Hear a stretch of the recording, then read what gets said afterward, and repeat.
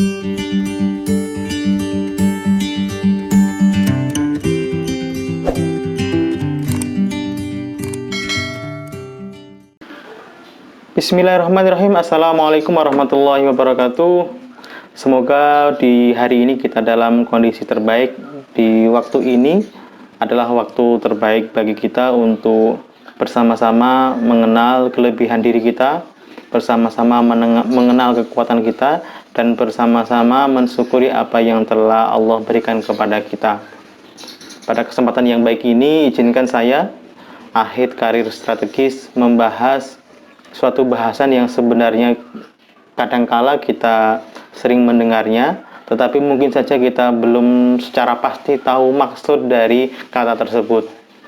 Kata tersebut adalah asertif. Digabung asertif. Kita sering mendengar dari sahabat kita ketika ada sebuah perselisihan antara kita dengan teman kita, lalu teman kita mengatakan, "Kamu kok kurang asertif sih?" Gitu. Atau ketika kita berbuat atau kita mengucapkan sesuatu yang tidak menyenangkan dia juga mengatakan kita tidak asertif. Nah, sebenarnya asertif itu apa sih?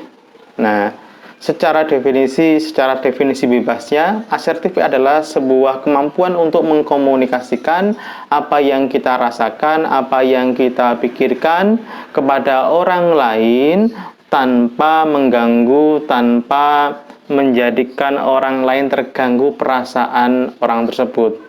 Artinya, kita mampu menyampaikan perasaan apa yang ada di dalam diri kita mampu menyampaikan apa yang ada dalam pikiran kita, dan tetap memperhatikan hak-hak orang lain, tetap memperhatikan kondisi orang lain. Itu asertif. Artinya asertif bagian dari sebuah komunikasi yang efektif. Karena ketika orang berkomunikasi dengan komunikasi yang asertif, akan menjadikan orang lebih nyaman. Coba bayangin deh, ketika kita hendak curhat kepada teman kita, kemudian ternyata teman kita dalam kondisi tidak terbaik. Entah ada permasalahan keluarga, adakah permasalahan pribadi, maka ketika kita memaksakan diri untuk curhat kepada dia karena kita butuh, karena kita ingin mengungkapkan perasaan kita, itu namanya tidak asertif. Karena asertif itu melihat dua hal, kita mampu mengungkapkan perasaan dan pikiran kita, dan juga kita mampu untuk memahami orang yang akan kita ajak untuk bicara atau ajak untuk berkomunikasi. Itu dua hal yang sangat penting kita perhatikan dalam asertif. Nah, dalam pembahasan asertif biasanya disangkutkan dengan beberapa kata.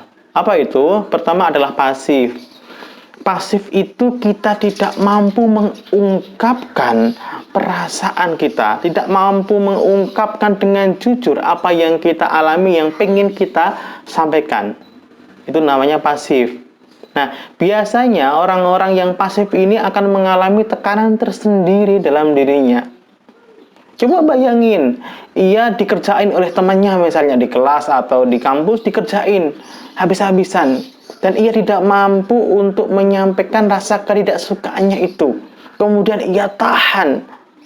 Yang terjadi adalah ini menjadi sebuah tekanan mental tersendiri, dan bisa jadi di kemudian waktu ini menjadi sebuah stresor sehingga ia bisa jadi akan stres di waktu mendatang. Nah, ini pasif. Ia tahu ingin mengungkapkan apa, tapi ia nggak berani untuk mengungkapkannya. Nah, ini pasif. Yang kedua, selain pasif adalah agresif. Tahu dong agresif, yaitu kita berlebihan dalam merespon sesuatu, bahkan melebihi dari kadar sesuatu yang seharusnya kita respon. Misalnya kita diganggu oleh teman kita tiba-tiba datang, kemudian dia entah sengaja atau tidak sengaja ia menyenggol kepala kita. Karena kita orang agresif, kita membalas dengan yang berlebihan. Kita mungkin tendang dia, kita sampai menggunakan alat-alat keras sehingga menyakiti orang. Ini namanya agresif. Pasif tidak produktif, agresif juga tidak produktif. Ada yang ketiga, gabungan pasif agresif. Apa itu pasif agresif? Ketika kita dalam kondisi yang seharusnya kita ungkapkan tapi kita nggak berani mengungkapkannya, tetapi ini kita simpan dan menjadi sebuah dendam. Ini contoh nih pasif agresif. Kita dikerjain oleh teman kita di sekolah, kemudian kita diam saja, kita nggak berani menyampaikan ketidaksukaan kita tidak bisa menyampaikan rasa tidak senang kita diam saja. Tapi dalam batin kita ngomong, tunggu nanti saya akan balas, tunggu nanti saya akan buat kamu lebih parah dari apa yang kamu lakukan pada saya. Dan itu nanti dikerjakan setelah kita keluar dari forum itu atau sudah keluar dari kejadian itu, menjadi sebuah dendam. Ini juga tidak produktif. Maka sahabat, berperilaku asertif ini sangat penting banget. Berperilaku kita wajar, jujur, ini sangat penting sekali. Nah, kira-kira apa saja yang membentuk orang atau yang menjadikan orang bisa berperilaku yang asertif? Di antaranya yang pertama adalah kejujuran. Membiasakan kita untuk jujur, entah dalam hal perilaku, entah dalam hal ucapan. Kadangkala jujur ini menjadi berat bagi kita karena ada sesuatu yang kita tutupi dengan kebohongan. Dan ingatlah, ketika seseorang sudah menutupi suatu kejujuran dengan kebohongan, maka biasanya ia akan berusaha untuk menutupi dengan kebohongan-kebohongan berikutnya. Kalau sudah begini, rasanya berat sekali kita untuk mampu mengungkapkan sesuatu yang menjadi bahasa perasaan kita yang ada dalam pikiran kita, nggak bisa. Berat banget. Maka membiasakan diri dalam kejujuran itu menjadi salah satu modal penting kita untuk berperilaku asertif. Karena ketika kita terbiasa untuk mengungkapkan sesuatu yang jujur, maka tinggal kita melatih bagaimana caranya mengungkapkan kejujuran ini agar mampu diterima orang lain dengan baik. Itu yang pertama. Yang kedua setelah kejujuran adalah memiliki responsibility, tanggung jawab. Kebiasaan bertanggung jawab atas apa yang kita ucapkan, kita lakukan, ini menjadi penting banget dan sangat mendukung kita dalam proses atau berperilaku asertif.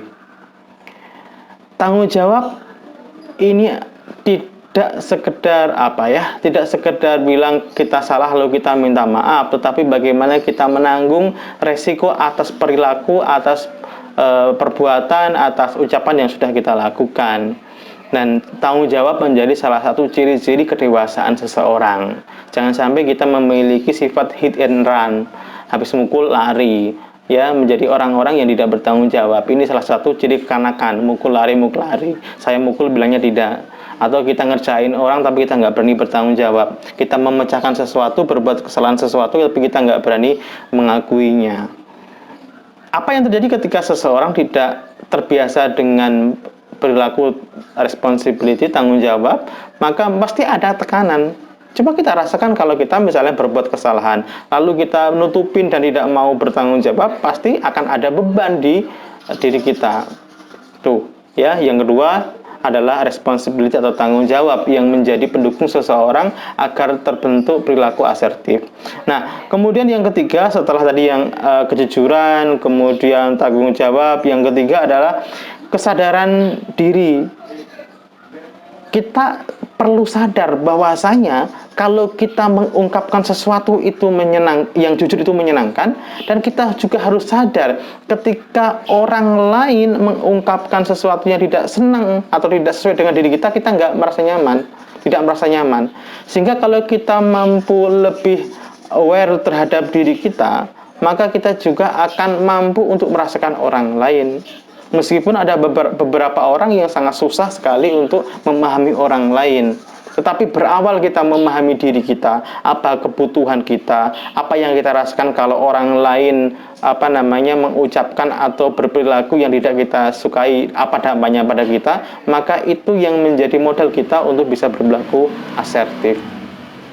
Ya, tadi kita sudah membahas bagaimana kejujuran, kemudian tanggung jawab, Yang ketiga adalah bagaimana kita lebih aware terhadap diri kita. Nah, yang keempat adalah percaya diri. Percaya diri. Kita bayangin asertif itu begini. Ketika seseorang berada dalam sebuah rapat besar, ketika ada sesuatu yang ia tidak sepakat yang disampaikan oleh pimpinan rapat, maka orang asertif itu ia mampu untuk menyampaikan rasa ketidaksepakatannya itu dengan baik, tanpa menyakiti yang disampaikan oleh pimpinan atau yang disampaikan oleh pihak lain dalam rapat itu. Ia mampu menyampaikan dengan baik. Nah, modal untuk mampu menyampaikan dengan baik adalah diantaranya adalah ia harus punya kepercayaan diri. Nah, dari mana datangnya kepercayaan diri? Tentunya berawal dari sebuah pembiasaan-pembiasaan yang positif. Ya. Nah, menarik sekali nih ya. Dari 4 hal ini kita sudah kebayang bahwasanya untuk mampu berperilaku asertif ini harus dilatih dan melalui proses latihan. Tidak mungkin orang tiba-tiba memiliki asertif yang baik kemudian ia mampu berperilaku yang baik pula kepada orang tanpa dilatih. Maka teman-teman, untuk bisa melatih milikilah 4 tadi. Pelajarilah 4 tadi, yaitu mulai kita membiasakan diri untuk jujur, kemudian kita membiasakan diri untuk bertanggung jawab, lalu kita membiasakan diri untuk lebih aware terhadap diri kita, dan yang keempat adalah kita membiasakan diri untuk percaya diri. Percaya diri dalam mengungkapkan sesuatu. Nah, asertif itu tidak hanya kita tidak hanya kita mengungkapkan rasa ketidaksukaan. Ada beberapa hal yang menjadi komponen atau yang menjadikan sesuatu itu dikatakan asertif. Di antaranya adalah mengungkapkan pujian. Ketika ada teman kita yang mendapatkan kebahagiaan, mulailah kita untuk terbiasa mengungkapkan pujian. Teman kita misalnya lulus kuliah, ungkapkanlah pujiannya, kamu luar biasa ya, bisa kuliah tepat waktu dan nilaimu cum laude. Ucapkan itu menjadi bagian asertif, gitu ya. Kemudian teman kita dibelikan gadget baru oleh orang tuanya, ungkapkan pujian. Teman kita mendapatkan beasiswa, ungkapkan pujian. Nah, mengungkapkan pujian dengan baik dan ditangkap dengan benar oleh penerima pujian itulah asertif. Yang kedua, selain pujian, ternyata asertif diantaranya dalam hal mengungkapkan ketidaksetujuan. Kayak tadi yang saya ceritakan dalam sebuah rapat, ketika kita tidak setuju apa yang disampaikan oleh anggota rapat yang lain atau pimpinan rapat, kita mampu mengungkapkannya dengan baik tanpa menyakiti orang yang mendengarkannya. Nah, sangat penting sekali ya bagaimana kita mengungkapkan sebuah pujian sehingga itu betul-betul diterima sebagai sebuah pujian yang tulus, bukan nyinyiran, oke? Dan ketika kita mampu menyampaikan sebuah ketidaksepahaman atau ketidaksetujuan juga mampu diterima dengan baik tanpa merasa tersakiti orang yang mendengarkannya, ini sebuah perilaku yang asertif. Nah, sahabat, penting sekali kita membiasakan diri kita untuk berperilaku-perilaku yang sudah saya sampaikan tadi, 4 hal tadi. Karena kehidupan kita ternyata banyak dipengaruhi oleh komunikasi, banyak dipengaruhi oleh bagaimana kita menyampaikan kepada orang lain dan juga kita menerima feedback dari apa yang disampaikan oleh orang lain. Maka kemampuan kita untuk menjaga sikap asertif ini sangat penting sekali dalam banyak hal, entah dalam dunia kerja, entah dalam perkuliahan, sekolah, atau dalam berkeluarga, sangat penting sekali. Jangan sampai kita terlalu sering menggunakan bahasa-bahasa perasaan yang menjadikan orang lain juga tidak paham apa maksud kita. Ya, bahasa perasaan juga harus diungkapkan sehingga orang lain memahaminya. Mengapa kok demikian? Karena bisa jadi orang yang kita ajak berbahasa perasaan, dia tidak terlalu paham dengan perasaan kita.